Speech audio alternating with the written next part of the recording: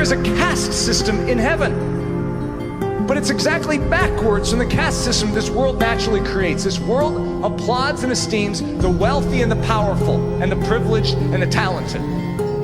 That's not how God's system works. Jesus came and he proved it. He took the lowest spot and he was God. The bigger you get in the kingdom of heaven, the lower position you take. The special ones in God's kingdom are the weak ones. The ones who can't fight for themselves, the ones that can't speak for themselves, the ones that don't have someone to feed them, the ones that don't have someone to protect them. And Jesus says those are the prized ones, and you treat them as the royalty here on earth. And the way you treat them is ultimately the way you're treating me. What you do unto the least of these is how you're ultimately treating your God.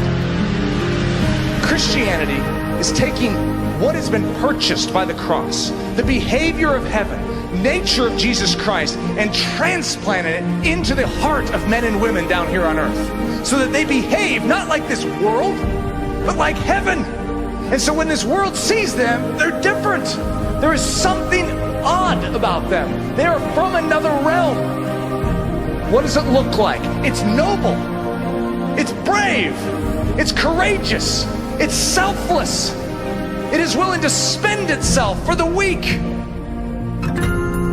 I was doing some study on Liberia. If you want to be disturbed, start studying Liberia. This 4-year-old boy who's sitting on the side of the road, no one to comfort, no one to take him in, no shelter, no food, nothing. So in the middle of that night, I wake up. And it's like God had already deposited a question. It was waiting to meet me when I popped awake in the middle of the night, 2 in the morning. I had this picture of this little boy in Liberia in front of me. And God asked me a question. What if that was Hudson, my 4-year-old?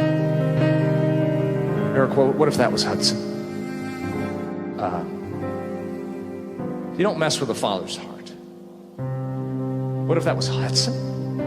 If my boy was on the side of a road across the world from me, suffering, totally alone, not knowing what's happening. He's not old enough to comprehend this. He's abandoned.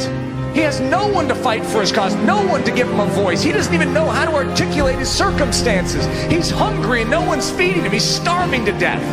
If my son is in that situation, stick a concrete wall in front of me and I claw through it with my bare hands. This is my son we're talking about.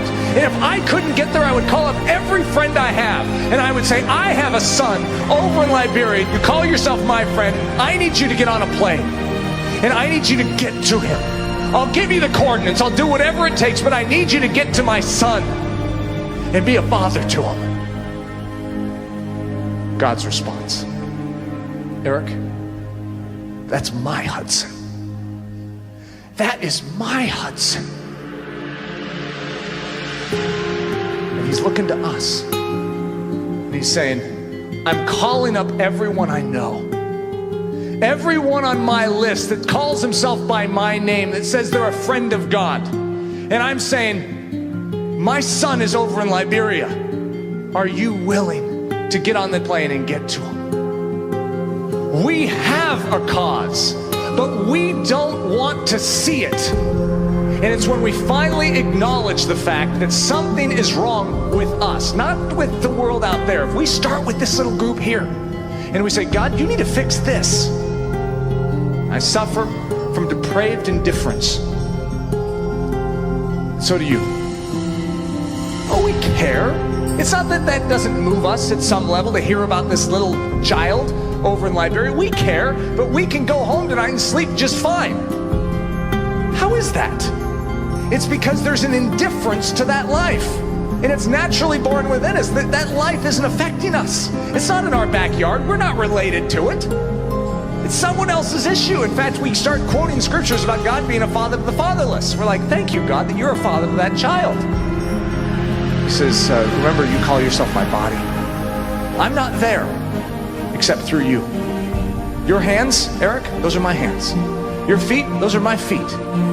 That heart, that's my heart. And if it's not beating, my heart's not beating on this earth anymore. I work through my body. I'm a father to the fatherless through my body. I rescue the weak and the vulnerable through you. And if you're not doing it, no one is. There is a solution for our disease, which is known as sin, and it's Jesus Christ. There's a solution for these dying children, and it's Jesus Christ. Might sound overly simplistic. That's it.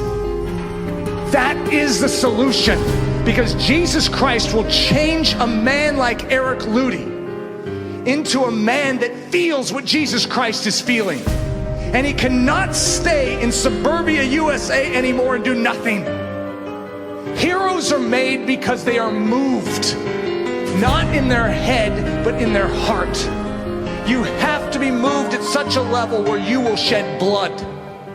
Jesus Christ was moved, for God so loved the world that he gave. And that son that was given suffered and died for what? For the cause that is being laid before us tonight. It wasn't head knowledge about the disaster taking place in this world. It was life abandonment unto the cause of those that are dying, unto the eternal souls that are around us. Do we care at the level God cares? Do we carry a burden? When we go home tonight, will we grieve over the fact that those children are God's children, and he is longing for an advocate to stand up and say, I'm willing, God, to fight for what is yours. I'm willing, God, burden me. When Jesus was in Gethsemane, you know what he was there for? He was there for life. He was burdened with the weight of it all for life. And he was willing to sweat great droplets of blood. Are we? For our King and his glory, we will rescue these little ones.